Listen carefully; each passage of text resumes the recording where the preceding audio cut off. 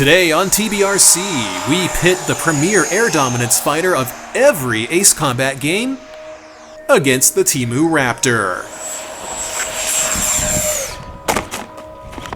Cool. Hey there, I'm John, this is Two Brothers RC, and this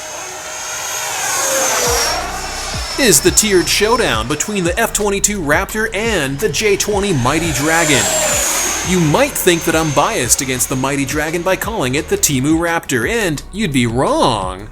I promise you that this completely biased and 100% factual comparison based solely on my opinion alone contains absolutely nothing but the most made-up, bombastic claims about how the Temu Raptor sucks. Seriously though, it is a neat jet, but it's got quite a few issues, and we'll explore all of them in this tiered ranking between the two jets. If you're deciding on what to buy, or just want to pointlessly argue about which country's airplane is better in the comments below, this vid is for you. The 7 tiers we'll cover today will be high alpha, maneuverability, ease of flying, takeoff and landing, ease of modification, flight time, and whether they're worth owning. So let's kick it off with maneuverability. The F-22 is incredibly maneuverable on my setup, and it's the jet we'll start looking at first. It's one of the few jets that can do a wall-to-waterfall combination straight into inverted high alpha. Unfortunately for the Temu Raptor, the J-20 can't even come close in this department. The only thing the J-20 outmaneuvers the F-22 in is a culbit, a tight backflip. Otherwise, the F-22 outmaneuvers it at all airspeeds and in all maneuvers. The Raptor is so maneuverable that it's almost unbelievable to see what it can truly do.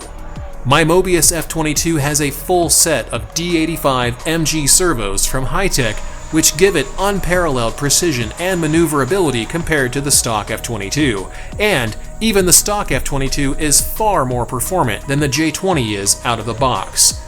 Stock to stock, the F-22 beats it easily. The stock servos on the Temu Raptor are nowhere near as good as the stock servos on the Raptor. To make this comparison at least somewhat fair, I did upgrade the J-20 to AGF-RC B11 DLS servos. While it did help a bit, the servo upgrade doesn't overcome the main issue with the J-20. The long lifting body causes it to build angle of attack rapidly with too much stick input, just like the SR-71 Blackbird. This is why it excels at doing culbits and backflips, but that's about all it excels at doing. The F-22 doesn't have this limiting issue, so it can be maneuvered aggressively without worrying about it stalling out and getting stuck in a flat spin. I even balanced the J-20 further aft behind the wing root, and it killed itself attempting to fly anywhere near as aggressively as the F-22 can. Cool. The F-22 earns S tier. The J-20 earns B tier. Now, before we move on, yes, I have to admit that I rushed to get this jet out at the field and forgot to reorient the gyro to its new position. That said, anything that takes off this rapidly and backflips within the length of a foot was not airworthy to begin with, even with a properly configured gyro. It's better that it crashed here, rather than off in the trees or, heaven forbid, into someone or something. Next up, high alpha. Both of these jets can do a high alpha pass. The J-20 can do upright high alpha, but it can't do inverted high alpha. The Raptor can do limited upright high alpha, but where it excels is doing insane inverted high alpha.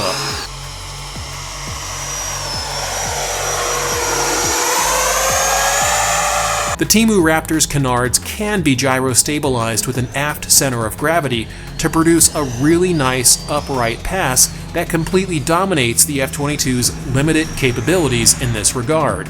Meanwhile, the F-22's inverted high alpha performance is on another level entirely, while the J-20 just can't even do it at all.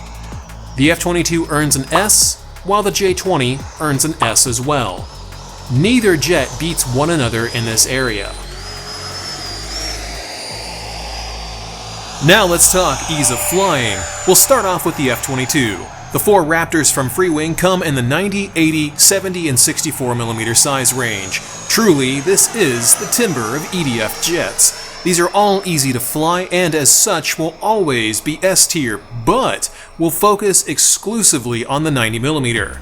Even on my setup, which is aggressively balanced and gyro stabilized to emulate the full-scale experience, this jet is not hard to fly. Only when you peg the sticks does it start to do crazy stuff.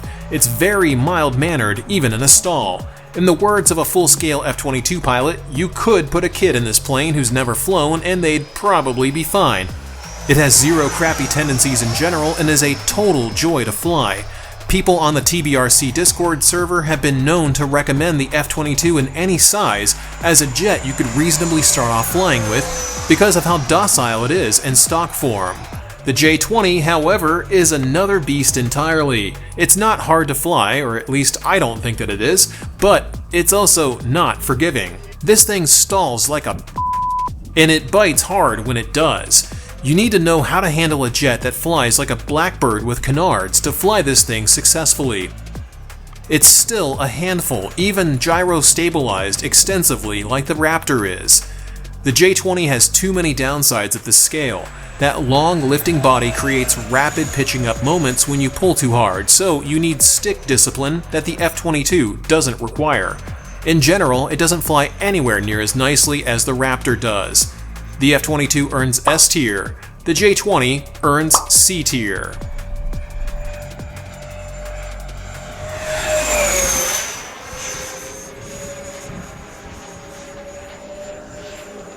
Takeoff and landing is our next category. The J-20 and F-22 both take off very well. Takeoff speed in both jets is similar, as is the takeoff process itself. There's very little that's different between the two here. If you can rotate a Raptor, you can rotate a Temu Raptor. Where they differ is the quality and consistency of the gear when it comes to landings. The Raptor's gear has always come out when you tell them to. It lands predictably because of this. You can expect to land on the wheels because the wheels actually come out when you tell them to. This seems like I'm foreshadowing something, and you're correct, I am. The J-20's gear are turbine style with a gear controller, but not turbine quality. Over time, dirt and other junk begins to build up on the nose brace, which is the long tube that sits behind the nose strut, and causes it to stick and prevent the nose wheel from dropping. I first discovered this on a touch and go, thankfully, and I was able to rotate and go around.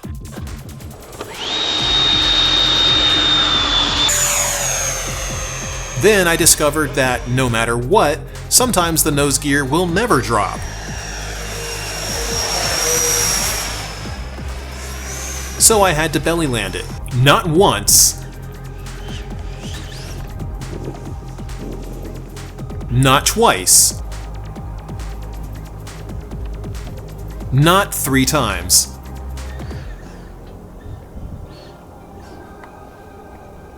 Not even 4 times. Not even 5 times. But 6 times total. I flew it around for minutes at a time trying to get the nose gear to drop. And even went inverted with the jet hoping it would unstick itself in the air, but ended up having to belly land it anyhow. This is unacceptable. The F-22 earns S. The J-20 earns D, for D's gears suck.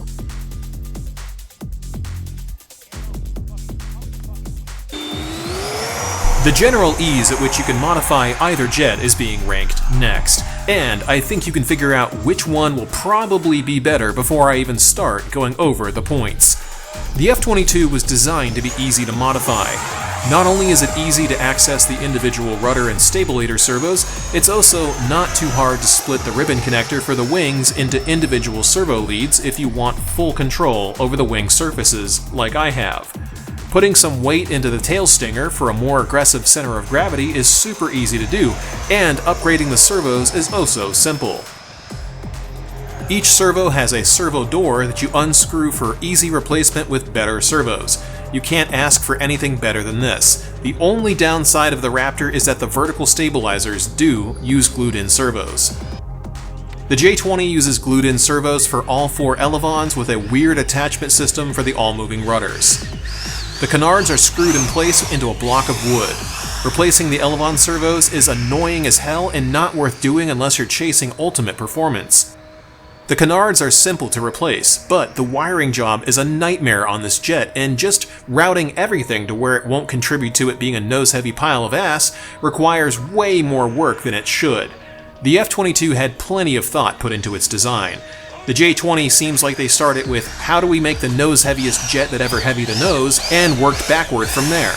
I thought the stock FMS Su-27 nose heaviness and mod work was bad. This is another level entirely.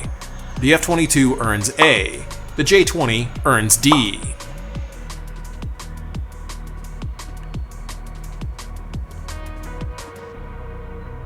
One area where the J-20 starts to stop sucking is flight time, at least on my setup.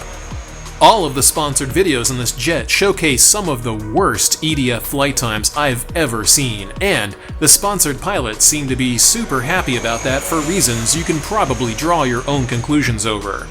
2 minutes average flight time is nothing to brag about. That's Stone Age EDF territory. This jet can pull 5 minutes average flight time if you fly on good SMC batteries and you clean up the control surfaces to minimize drag by running the battery in the center of the cockpit instead of the very front of the jet, like FlyFans suggests. The drag that you get from flying this jet nose heavy kills the flight time. The tray mod is covered in the review vid, so you can find out more by hitting up the link in the description below. Meanwhile, the F-22 doesn't need any mods to get long flight times. Just shove the battery all the way aft and you're basically all the way there, so long as you use good batteries. Amazon packs aren't going to cut it for serious flight times without compromising thrust on EDF jets. The F-22 and J-20 both earn S here, but again, only if you do the J-20 tray mod. Otherwise, it's a solid D. Our final tier is whether these two jets are worth owning, and your opinion will only align with mine if you care about absolute performance in the sky and you want something that's fun to fly, too. Just because something can fly doesn't mean that it's worth owning. It should fly well and do more than just basic circle routines to be worth it, in my opinion. The F-22 absolutely dominates this ranking up to this point because it does everything you can expect a fighter jet to do, and then some. My favorite maneuver with this jet is inverted high alpha, and it does that absolutely exceptionally. Loops, rolls, turns, and other maneuvers are all crisp and feel great on the sticks. Takeoff and landing are amazing. Flight time is exceptional. It's not hard to mod. All of that summed up is that this jet kicks ass, and you have only yourself to blame if you can't handle how awesome it is. It belongs in your hangar, even if we don't make any money recommending it because there's no affiliate links for it. It's that good. The only downside is the price. It's $625 in the 6-cell variant and $679 in the 8-cell variant. The J-20, on the other hand, is significantly less expensive. The US distributor sells it for $459, nearly $200 less than the 6-cell Raptor. That's such a huge price disparity that must be considered when comparing these two aircraft. But you're also getting a jet with a ton of problems. This one only ranked 1 point higher than the B-1 Lancer, and the B-1 was the worst scoring aircraft that we've ever reviewed. So 1 point higher than the worst thing ever is still pretty bad. The gear issues are but the tip of the iceberg. The inadequate stock servos combined with a jet barely keeping up with the F-22 in any maneuver you perform makes me suggest reconsidering any purchase of this jet. Unless you really want a J-20, stick with the Raptor. It does everything the J-20 can do and about 3 times more on top of that, and it never feels like it just wants to kill itself because the design is far more friendly to model aviation than the J-20's design is. There's something lacking about how the J-20 maneuvers, and it's best summed up as, it doesn't feel like it wants to be in the air, while the F-22 feels right at home doing just about anything you want to do. The F-22 earns S, the J-20 earns C.